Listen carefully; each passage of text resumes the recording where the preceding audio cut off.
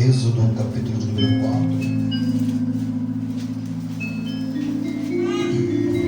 verso 10, Êxodo 4, verso 10. Glorificado seja Deus. Confesso que por esse dia eu estava lendo um pouco sobre o Êxodo. Cheguei aqui hoje, o pastor falou: olha, você vai trazer a palavra. Eu falei: amém, né? Confesso que eu não tenho uma mensagem preparada, mas Deus, ele pode falar conosco através dos seus servos que estão disponíveis. Um certo tempo eu preguei aqui que Deus está à procura de pessoas disponíveis, então eu estou disponível. Se Jesus quiser me usar, ele pode me usar. Êxodo, capítulo de número 4, verso de número 10. Amém? Todos acharam? Amém. Está escrito: então disse Moisés ao Senhor: ah, Senhor, eu não sou homem eloquente, nem de ontem, nem anteontem, nem ainda desde que tens falado ao teu servo, porque sou pesado de boca e pesado de língua. E disse-lhe o Senhor: quem fez a boca do homem? Ou quem fez o mudo, ou o surdo, ou o que vê, ou o cego? Não sou eu, o Senhor? Vai, pois, agora, e eu serei com a tua boca, e te ensinarei o que hás de falar. Ele, porém, disse: ah, Senhor, envia por mão daquele a quem tu hás de enviar. Então se acendeu a ira do Senhor contra Moisés e disse: não é Arão o levita teu irmão? Eu sei que ele falará muito bem, e eis que ele também sai ao teu encontro, e vendo-te se alegrará em seu coração. E tu lhe falarás e porás as palavras na sua boca, e eu serei com a tua boca e com a sua boca, e ensinando-vos o que haveis de fazer. O verso 18, só a primeira parte, diz assim: então foi-se Moisés. Amém? Amém. Podemos assentar. Aleluia. Eu vou ser muito longo, você rapidinho. Meus irmãos, em Gênesis capítulo número 15, quando Deus chama Abraão, chega um certo período da vida de Abraão, que Abraão está um pouco triste. Diz o texto que ele vai entrar numa guerra. Após entrar nessa guerra, Abraão está dentro da sua tenda. Deus aparece aí e diz: não temas. Abraão vai dizer: olha, Senhor, como não ficar triste se eu ando sem filhos? O mordomo da minha casa é Eliezer, eu já passei da hora, Sara é estéril. Para Abraão ele já não tinha mais jeito. Só que Deus, ele vai reavivar a fé de Abraão, vai prometer a ele descendente. E Deus diz a Abraão que esses descendentes seriam escravos por um período de aproximadamente 400 anos. Depois desse período, Deus diz que visitaria os hebreus e os resgatariam como um forte. A Bíblia diz que vai se passar as peregrinações: Abraão, Isaac, Jacó. A Bíblia diz que José, ele vai ser um dos primeiros a entrar no Egito. Diz a Bíblia que seus irmãos vão jogar ele dentro de um poço. Após jogar José dentro de um poço ou uma cova, eles não vão ter coragem de matar José. E a Bíblia diz que eles vão vender José para uma caravana de ismaelitas que passavam. Diz o texto que José, após ser vendido para os amalequitas, José vai ser vendido no Egito. A Bíblia diz que Potifar, ele vai comprar José. A Bíblia diz que o Senhor era com José. José crescia muito. No capítulo 45 de Gênesis, a Bíblia diz que José, ele vai chegar ao entendimento de que não foram os irmãos que simplesmente o venderam, não foram simplesmente os irmãos que o traíram. O mesmo José diz que foi o Senhor que levou ele para o Egito para que preservasse os irmãos com vida. Então deixa eu dizer, José, esses amalequitas são somente um Uber, um táxi que vai levar você até o Egito, para que no futuro você venha ter que dar para a sua família. Aleluia. A Bíblia diz que chega um período de 7 anos de fartura, 7 anos de fome. A Bíblia diz que José se torna governador no Egito. José, que nem acreditava mais que Jacó, que nem acreditava mais que José estava vivo, agora vai ter a notícia de que seu filho não somente estava vivo, mas que também era governador do Egito. E a Bíblia diz que José, ele vai lembrar do passado, do sonho, a qual a Bíblia diz que ele estava em pé e os seus irmãos se curvavam ante a ele. Diz a Bíblia que também Jacó desce ao Egito. E no Egito, Jacó vai dizer: olha, eu morro, só que Deus não vai deixar vocês aqui. Eu vou morrer, só que Deus vai visitar vocês e vai tirar vocês do Egito.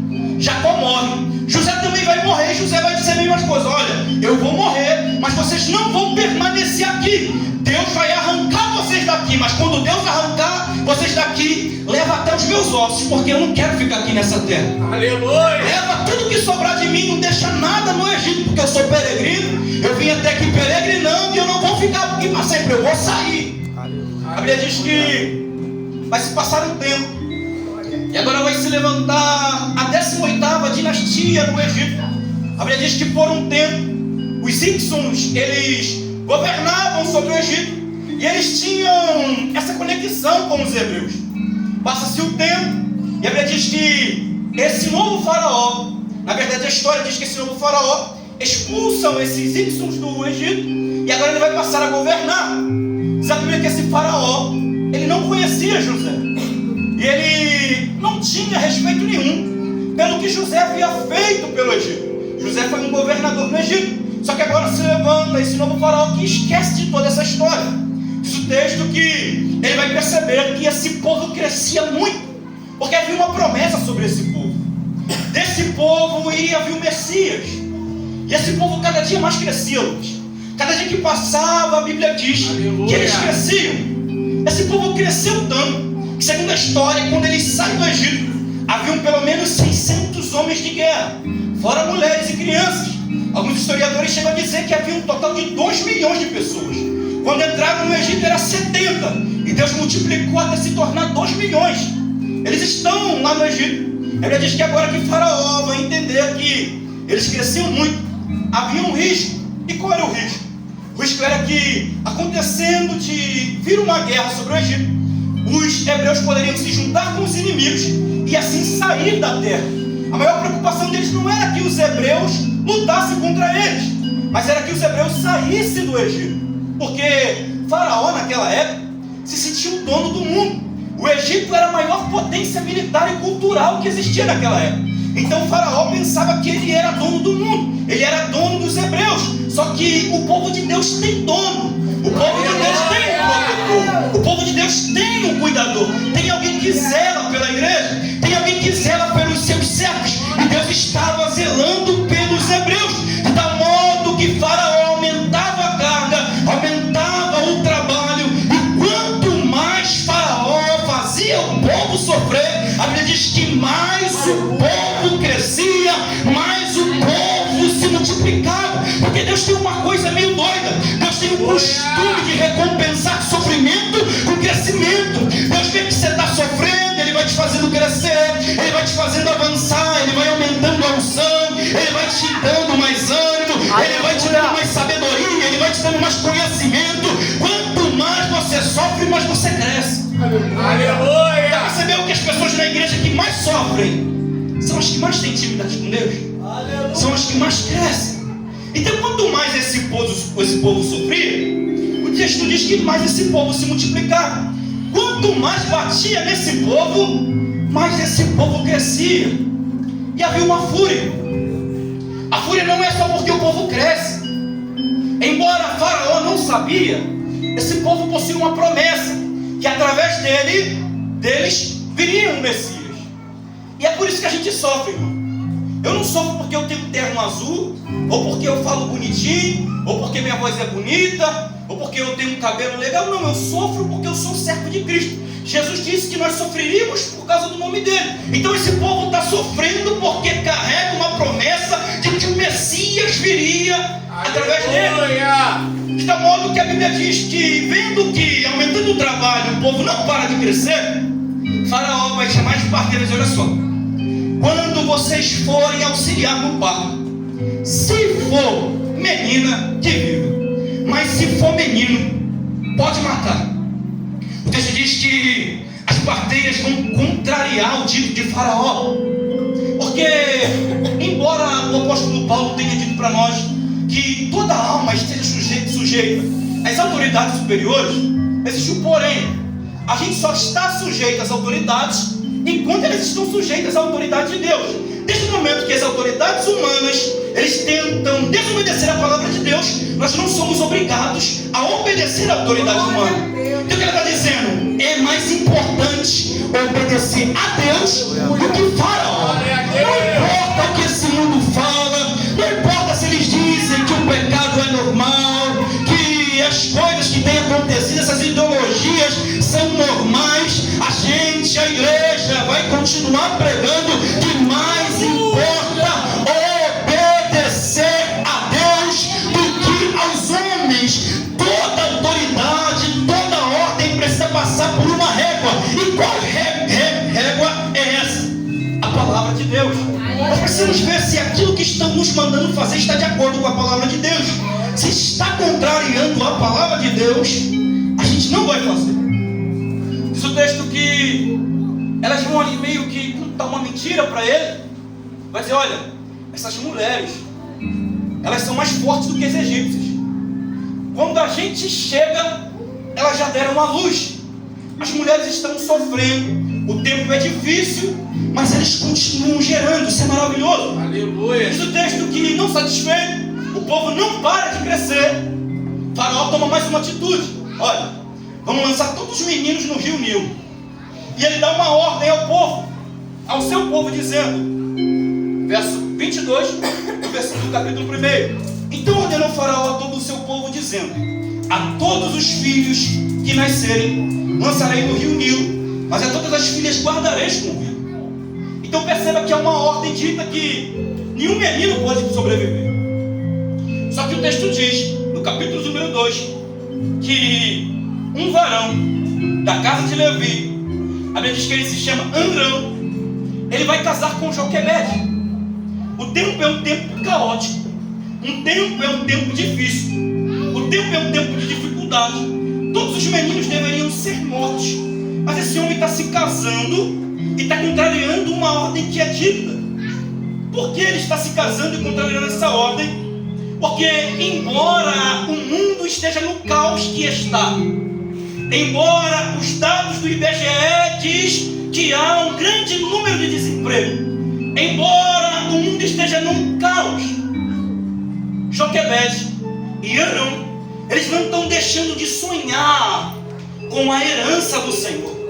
Sabe por quê, irmão? Porque tem gente que olha para o tempo presente. Você olha, o tempo é muito caótico para ter filho, o tempo é muito caótico para gerar, o tempo é muito caótico para sonhar. Só que Arão e Joquebede estão sonhando apesar do tempo. E essa é a fé que Deus dá para a igreja.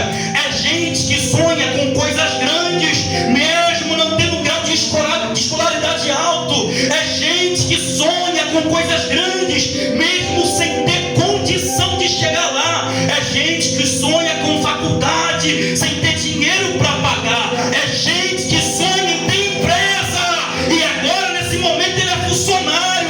Mas Deus é aquele que nos dá graça para sonhar nos tempos de escuridão. Aleluia. Glória aí, meu bebê.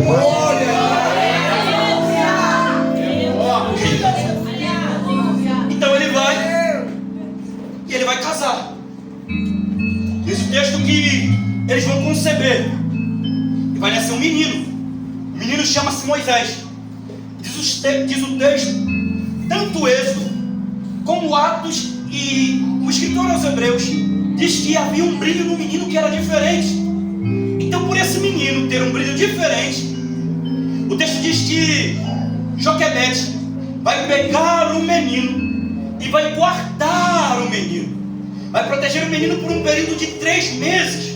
O texto diz que ela vai esconder o menino. Só que no versículo de número 3 diz que não podendo mais escondê-lo, não dava mais para esconder, a criança já estava chorando. E o povo egípcio, eles estavam averiguando se tinha algum menino, eles estavam averiguando se estava nascendo criança. Então ela precisava tomar alguma atitude. O que ela pôde fazer, ela fez. Escondeu por 3 meses. Só que quando ela não pode mais esconder, quando não dá mais para ela controlar, quando não dá mais para ela cuidar, quando não dá mais para ela esconder, o texto diz que ela vai pegar o menino, vai colocar numa arca e vai lançar o menino no rio Nilo. Aleluia. O texto diz que agora a filha de Faraó vai ver o menino. Vendo o menino, o texto diz que ela vai se mover de compaixão pelo menino. E agora a Bíblia diz que sua irmã vai ir até a filha de Faraó, vai dizer: olha, quer que eu chame alguém para cuidar desse menino? E quem é que vai cuidar do menino? A própria mãe do menino vai cuidar dele. Aí eu fiquei meditando sobre isso e deixou logo meu coração. Quando você perde o controle, quando não está mais na tua mão, quando você não consegue mais dar jeito, quando você não consegue mais prender, entrega na mão de Deus. Na mão do menino, na mão de Joquebede seria um escravo, um fracassado. Na mão de Joquebede não iria para frente, mas ela entendeu: saiu do meu controle, está na mão de Deus. Eu não posso mais segurar, está na mão de Deus. A missionária, acho que foi o congresso aqui, né, que disse: quando não puder mais, entregue. Deus está dizendo: já que saiu do teu controle, deixa na tua mão. Na tua mão morreria, na tua mão iria ser traficante, na tua mão iria morrer com um tiro na cabeça, mas deixa na minha mão, deixa na mão de Deus, deixa na mão do Senhor. Já que saiu do teu controle, olha para alguém que está do teu lado, por favor, e diga assim: entrega na mão de Deus. Aleluia. Já que saiu do teu controle, entrega na mão de Deus. Você não tem mais controle, você não consegue mais esconder, você não consegue mais conter, e Deus está dizendo: entrega na minha mão. Irmão, Deus é maravilhoso. Aleluia. Deus é surreal. Porque Atos 7:22 diz que Moisés foi educado em toda a sabedoria e em toda a ciência do Egito. Aí perceba, na mão de Joquebede morreria, mas na mão de Deus fez até faculdade no Egito. Aleluia. Na mão de Joquebede iria morrer, mas na mão de Deus cresceu, na mão de Deus evoluiu, na mão de Deus foi além. Está dizendo: tu está pensando que vai morrer, tu está pensando que não vai para frente, está dizendo: eu vou fazer ele cursar faculdade, eu vou levar ele além, eu vou dar sabedoria. Alguém está olhando para o teu filho e está dizendo: vai ser fracassado, esse aí não vai ter nem escolaridade nenhuma, esse aí não vai estudar em lugar nenhum, esse não vai fazer até faculdade. Aleluia! Esse é o nosso Deus, irmão. Ele pega o escravo lá de baixo e coloca lá em cima. Deus pega aquele que ninguém dá nada e coloca lá para confundir os sábios, para confundir os instruídos, para confundir os entendidos. Então eu vou pegar quem está embaixo e vou colocar em cima. Entrega na mão de Deus. Aleluia. Glória a Deus. Sabe, a gente, às vezes, a gente fica arrancando os cabelos da cabeça. E Joquebede, pela fé, ela vai cumprir até a ordem, que é jogar o menino no rio. Mas ela vai fazer com fé. E o negócio sai diferente. O negócio sai diferente do que a maioria imaginava. Teve gente que olha para nós pensando: vai morrer, não vai chegar a lugar nenhum, vai ser um fracassado. E olha o que Deus está fazendo. Deus está confundindo os reis, Deus está confundindo os sábios, Deus está pegando a filha de Faraó, e o próprio Faraó deu a ordem, é para matar, mas a filha do Faraó está dando vida ao menino. E tem mais, ainda está pagando Joquebede para criar o menino. Aleluia. É só Deus que faz isso, irmão. Ainda dá salário, ticket de refeição, plano de saúde. Esse é o Deus que nós servimos. Pegou Joquebede, é você que vai cuidar e ainda vai receber por isso. Na mão de Joquebede morreria, mas quando ela entregou até salário, ela recebeu. Aleluia. Deus é maravilhoso, irmão. Se você olhar para o Êxodo, esse povo entrou no Egito escravo. Eles saíram do Egito até com rescisão. Você já viu que o texto diz que eles não sairiam de mãos vazias? O texto diz que quando eles saíssem do Egito, eles deveriam bater nas portas dos vizinhos. Os vizinhos dariam a eles ouro, prata, porque Deus ainda libera a causa da justiça. Deus ainda bate o martelo ao nosso favor. Deus ainda cuida da sua igreja. Deixa eu acelerar. Aleluia. Diz o texto que, sendo Moisés já grande, veio ao seu coração visitar os seus irmãos. Segundo Atos dos Apóstolos, está descrito lá dois períodos da vida de Moisés: o período que ele completa 40 anos e o período que ele fica vagando no deserto com o povo. Moisés, ele vive até 120 anos. Então aqui diz o texto que, sendo Moisés já grande, Atos diz que ele tinha 40 anos de idade. Ele vai sentir no seu coração a vontade de ir até os seus irmãos, ver como eles estavam. O autor aos Hebreus, no capítulo de número 11, verso número 23 e diante, diz que Moisés recusou ser chamado filho da filha de Faraó, preferindo antes ser maltratado com o povo de Deus do que por um pouco de tempo desfrutar dos prazeres momentâneos do pecado. Mas olha só, eu até estou aqui, se tornei grande, só que eu não quero viver aqui para sempre, porque tem gente que é assim, tem gente que está desviado. Mas quando vê alguém perdido na rua, assim, que até vontade de fazer a obra de Deus. Tem gente que está longe, está afastado, só que no seu coração arde um desejo pelas coisas de Deus. Esse dia eu estava lá no meu trabalho, um jovem, eu estava conversando com ele. Ele disse: olha, eu quero voltar para Jesus, mas toda vez que eu vou na igreja eu não sinto nada. Comecei a explicar para ele que não é só o que a gente vê, não é só o que a gente sente. Falei para ele um pouco sobre Jacó. Jacó chegou em um certo lugar. A Bíblia diz que Jacó, ele nem sabia que Deus estava lá, mas Deus estava, depois que ele foi descobrir. E esse jovem diz que sente desejo, está afastado, voltou para Jesus sábado, estava afastado, mas ele sente desejo das coisas de Deus. E tem gente que é assim, irmão. Ele até está no mundo, está até fora do chamado de Deus, mas o coração dele arde pelas coisas de Deus. Porque embora alguém olhe para Moisés, e quando se olha para Moisés, vê-se um egípcio, tanto que no capítulo 2, verso 18, as filhas de Jetro diz que Moisés era um egípcio. Embora tem gente que até tenha a aparência de egípcio, no seu interior arde o desejo pelas coisas de Deus. Moisés tem vontade de fazer a vontade de Deus. Só que o texto diz que agora, quando Moisés ele vem ver os seus irmãos, o texto diz que agora ele vai ver que um egípcio feria um hebreu. Ele vai entrar na frente, vai lutar, vai matar o egípcio, se esconde na areia. O texto diz que no outro dia, novamente, Moisés vem. O texto diz que Moisés, agora ele vai ver dois hebreus brigando. Ele vai dizer: por que você está maltratando o teu próximo? Aí um jovem diz assim: ó, quem pensa que você é juiz ou governador sobre nós? Quem foi que te constituiu? Está pensando em me matar igual você matou o egípcio ontem? Moisés vai entender que aquele negócio havia sido descoberto. E o que Atos dos Apóstolos diz a respeito desse texto? Atos dos Apóstolos, capítulo 7, verso número 25, diz que Moisés pensava que seus irmãos entenderiam que por meio dele, Deus haveria de dar livramento aos hebreus. Só que pensar não é ter certeza. Pensar não é ter convicção. Pensar não é ter certeza. Ele pensava, só que nem os hebreus, nem Moisés estava preparado para o êxito, para a saída.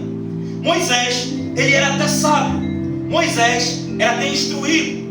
Se a gente for aqui contextualizar, se perguntasse a Moisés sobre antropologia, Moisés sabia explicar. Se perguntasse a Moisés sobre teontologia, Moisés sabia explicar. Se perguntasse a Moisés sobre eclesiologia, Moisés sabia explicar. Se perguntasse a Moisés sobre escatologia, ele sabia explicar. Só que com Deus não basta ter somente conhecimento. Com Deus não basta somente conhecer Bíblia. Com Deus não basta somente ter muito versículo na cabeça. Porque é possível saber muita coisa sobre Deus sem conhecer quem Deus é. Então Deus está dizendo para Moisés: tu já passou pela teórica, agora é momento de você passar pela prática. Aleluia. Tu ficou 40 anos aí no Egito, tu aprendeu toda a sabedoria, tu é até muito sábio, mas tu não está preparado. Por quê? Porque agora eu vou ter que te levar para o deserto. Porque homem de Deus, mulher de Deus, ele não é feito dentro de uma faculdade. Porque homem de Deus, mulher de Deus, ele não aprende a ser homem de Deus dentro de um curso. Quando Deus quer formar caráter em alguém, ele leva para onde? Para o deserto. Eu estou dizendo para alguém: tu até sabe pregar, tu até sabe cantar, tu até tem conhecimento, tu até tem sabedoria, tu só não tem experiência. Se eu te colocar lá agora, tu morre. Se eu te colocar lá agora, tu desvia. Se eu te colocar lá agora, tu cai. Então calma aí, deixa eu te levar para o deserto. Vai passando por esse deserto que eu estou te preparando. Vai passando por esse deserto que eu estou te forjando.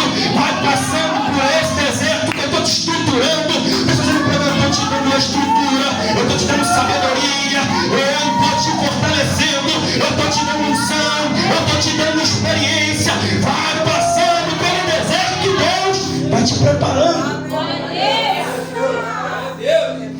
Não adianta ter conhecimento sem ter experiência. Um dia, logo assim após que eu casei, eu lembro, irmão, que eu tinha quase 30 mil reais guardado. Falei assim, vou comprar minha casa. Aí aconteceu um reboliço. O pastor Osvaldo até falou, olha, Deus manda te dizer que vai chegar um tempo de escassez. Retém. Eu estava pensando que eu ia ficar rico, milionário. 30 mil reais, já na pandemia, um pouco antes. Aí a aprovação chegou. Eu lembro que a pastora foi lá em casa, o pastor Osvaldo, pastor, disse, meu filho, não é soberba não. Eu li a Bíblia todo dia e disse assim, Bíblia você conhece. Eu não vou te falar de Bíblia. Eu vou dizer para você, eu estou querendo te dar experiência. Porque não adianta você conhecer muito. Não adianta você ter muito conhecimento. Não adianta entender Bíblia de Gênesis a Apocalipse. Tem que ter experiência.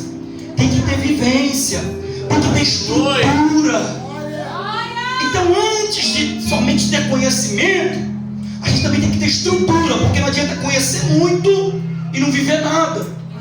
Então embora Moisés tivesse sabedoria, Moisés ainda não tinha vivência. É igual na autoescola. Primeiro você vai ali na teoria, você vai aprender, você sabe tudo certinho. Mas depois você tem que pegar a prática. Então Deus está dizendo para mim, olha, já está aprendendo na teoria, mas eu vou te levar para você aprender um pouco na prática. Na prática tu vai aprendendo o que é deserto. Na prática você vai aprendendo o que é ouvir alguém te caluniar e você tem que ficar quieto. Na prática você vai vendo alguém fazendo calúnia com o teu nome e você não pode rebater do mesmo jeito. Na prática você queria falar muitas coisas, mas você vai ter que se calar. Na prática é diferente da teoria. A teoria muitos têm, mas a prática é para poucos. Primeiro eu estou te fazendo aprender. Primeiro eu estou te preparando no deserto. Tu está no deserto, mas eu estou te fortalecendo. Tu está no deserto, mas eu estou cuidando de você. Tu está no deserto, mas eu estou te estruturando. Tu está no deserto, mas o aluguel está pago. Tu está no deserto, mas não está faltando nada para você. E Deus está dizendo, eu estou te dando uma estrutura. Eu estou te fazendo forte. Aleluia. Moisés tinha conhecimento. Aí ele foi lá para o deserto.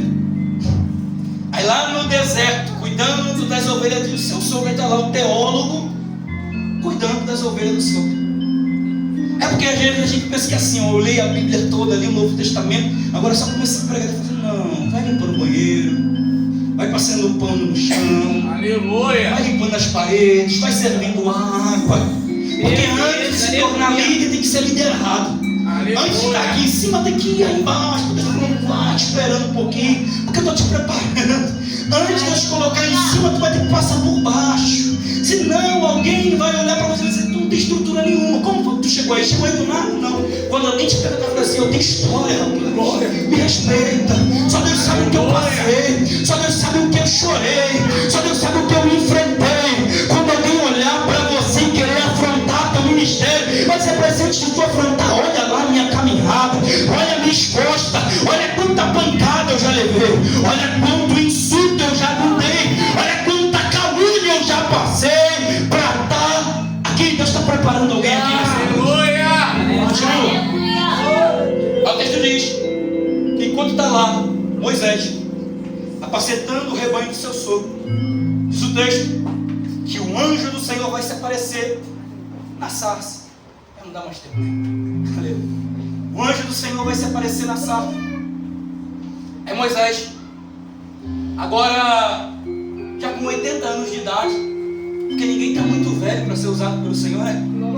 Lá no Novo Testamento diz que havia uma profetisa chamada Ana, da idade de 84 anos, e aquela mulher não arredava o pé do templo nem por nada. Continuava servindo a Deus mesmo velho, porque ninguém está muito velho para ser usado por Deus. Imagina nós que somos novinhos, cheios de energia, Aleluia. cheios de saúde, né? A gente pode dar muita glória para o Senhor. Moisés, já com 80 anos de idade, o anjo do Senhor apareceu para ele. Moisés, não te sente para cá, tira a sandália dos seus pés. Vem agora, e eu te enviarei. Lá atrás, e Atos dos Apóstolos também nos revela isso, Moisés pensava que eles entenderiam, só que não era o tempo. Moisés pensava que seria por sua mão, só que não era pela mão de Moisés. Capítulo 6, verso 3. Ela era pela mão de Deus. Aleluia. Sabe, enquanto a gente tenta do nosso jeito, a gente não consegue mudar ninguém, a gente não consegue transformar ninguém, a gente não consegue fazer ninguém mudar. Ainda que a gente fale, ainda que a gente force, no tempo de Deus, Deus faz. Os textos que agora Deus visita Moisés. Deus vai visitar Moisés. Mas olha, volta lá agora no Egito, que agora eu quero te usar. Mas ele disse, olha, eles não vão acreditar em mim, porque ele já estava frustrado. A primeira vez que ele tentou, alguém disse assim: quem te constituiu governador sobre nós? Quem é você? Não reconheceram o ministério dele. Moisés está levantando algumas subjeções. Olha, eles não vão acreditar em mim. Quem eu vou dizer que você é? Quem eu vou dizer que o Senhor é? Eles não vão acreditar quem eu sou. Que sinal o Senhor envia? Deus vai lá, fala: Moisés, tem que ter na tua mão. Moisés vê uma vara, ele joga no chão, se transforma em cobre, coloca a mão no peito, a mão fica leprosa, tira a mão do peito, a mão está limpa. Eu disse que se ainda eles não acreditassem, era para ele pegar a água do rio, jogar no chão, que ela viraria sangue. Aí o texto diz que Moisés disse: olha, Senhor, eu não sou um homem eloquente, nem de ontem, nem de anteontem. Sabe de negócio, Senhor? Eu não sei falar, envia outro. Aí Deus se ira, porque Deus já até respeita, irmão. E alguém fala assim: eu não sei pregar. Tem uns irmãos, sempre de Jesus fala assim: parte do Senhor, missionário, parte do Senhor, evangelista. Mas está repreendido em nome de Jesus. Como ser missionário, evangelista fosse algo ruim, como ser servo de Deus fosse algo ruim, já viu? Às vezes a gente até brinca com assim: missionário, está repreendido. Que é isso, irmão? Aí Deus até respeita alguns momentos. Não, eu não sei falar, não vão acreditar em mim. Aí quando Moisés falou assim: Moisés, acabou, não tem mais para onde correr, para com esse negócio. Porque chega uma hora que Deus se ira. Capítulo 4, verso número 18. Aí Deus se irou, o versículo diz: então foi Moisés. Precisava Deus ter se irado? Não. Mas foi preciso Deus se irar contra ele, para que ele fosse exercer o chamado. Aleluia. Lembra de Jonas? Deus disse: Jonas, vai até a cidade de Nínive e clama contra ela. O texto diz que Jonas disse: não vou a Nínive, coisa nenhuma. Quando Jonas chega até Jope, tem uma embarcação preparada, indo para o lugar contrário da vontade de Deus. Jonas, vou conseguir fugir. Entrou, gastou dinheiro. Diz que quando Jonas entrou no barco, os marinheiros estão no meio do mar, vai se levantar uma grande tempestade e o bichão está lá dormindo. O negócio pegando fogo e Jonas dormindo. Os marinheiros jogando tudo para fora, pessoas tomando prejuízo e Jonas dormindo. Precisava daquilo? Mas tem vezes, irmãos, que ainda que a gente tem que chegar lá vomitar, a gente vai chegar, viu? Aleluia. Poderia ter ido bonitinho, de terno e gravata, Aleluia. roupa da Jack Modas, mas ainda que tem que chegar lá amarrotado, com o pé quebrado, passando por aflição, Aleluia. tu vai chegar. Poderia ter ido bonitinho, mas eu vou levar tudo quebrado. Nem que eu tenha que quebrar, nem que eu tenha que levantar tempestade, nem que eu tenha que fechar essa porta, mas tu vai chegar. Por favor, olha para mim que está do teu lado, a gente pensa assim: não tem para onde correr. Ele já te selou. Mas não tem para onde correr, não tem para onde fugir. Em Atos dos Apóstolos, capítulo número 9, diz a Bíblia que